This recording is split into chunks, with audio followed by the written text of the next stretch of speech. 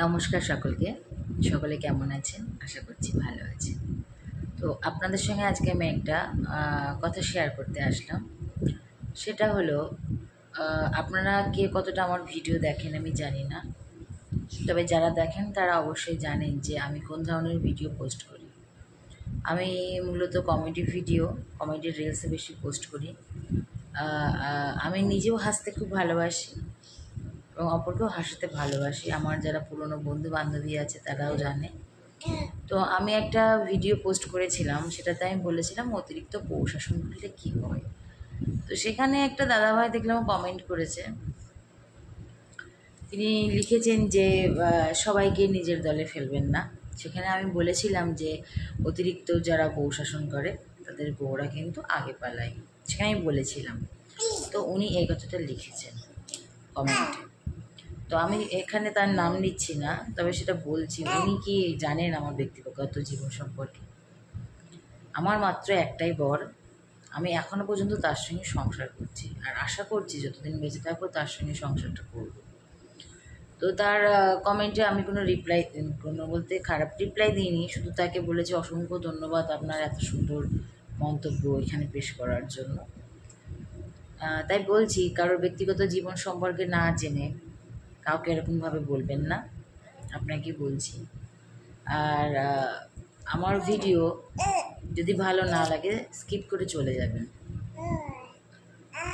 এখানে এসে ঝগড়াঝাটি এসব করার কোনো দরকার নেই।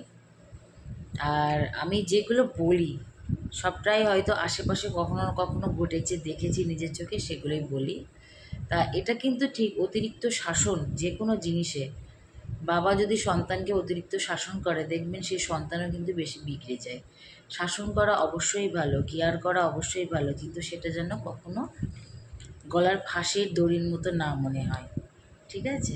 ভালোবাসাও ভালো, কেয়ার করাও ভালো, কিন্তু বাড়ির বউ বা মেয়ে বলে তার কোনো জীবন নেই, পুরুষতান্ত্রিক সমাজ, পুরুষ যা বলবে তাই করতে হবে, এই ধ্যান ধারণা থেকে বের হতে হবে, তাই না?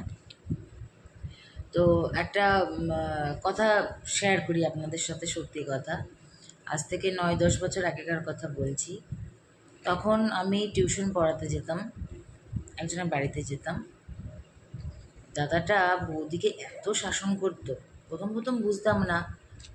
কোনো দিন গিয়ে দেখছি যে থুতনির নিচটা লাল হয়ে আছে, কোনো দিন গালটা ফুলে আছে, চোখের নিচটা কালো হয়ে আছে, মানে কিছুদিন পর পর দেখতাম আঘাতের চিহ্ন শরীরে। প্রথম প্রথম বৌদি কিছু বলতো না, লজ্জা পেত। তারপরে আমি একদিন জিজ্ঞেসই করে ফেললাম, কী হয়েছে, এরকম কেন করে থাকো তুমি? তারপরে একদিন তো আমার সামনেই দাদা দেখলাম বৌদিকে মার। তো বৌদি বলল, তোমার দাদা পছন্দ করে না আমি কারোর সাথে কথা বলি, সে পছন্দ করে না আমি ফেসবুক করি, সে পছন্দ করে না আমি রাস্তায় যাই, বন্ধুবান্ধব বা বাড়ির আশেপাশে কারোর সঙ্গে বেশি কথা বলি, বাইরে বেরোই। তো সেটা 9-10 বছর আগেকার কথা বললাম। তারপরে তোমার বিয়ে হয়ে যায়। তো এইবার বাড়ি থেকে শুনতে পেলাম সেই বৌদি নাকি তার 2টো সন্তানকে ছেড়ে পালিয়ে গেছে।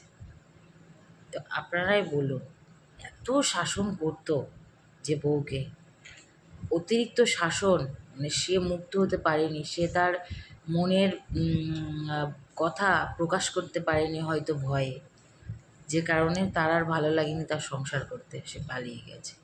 ঠিক আছে? তাই অতিরিক্ত শাসন কোনো সময় ঠিক না। তো যারা আবোল তাবোল কমেন্ট করেন তাদেরকে বলছি, কারোর সম্বন্ধে কিছু বলার আগে অবশ্যই ভেবে বলবেন।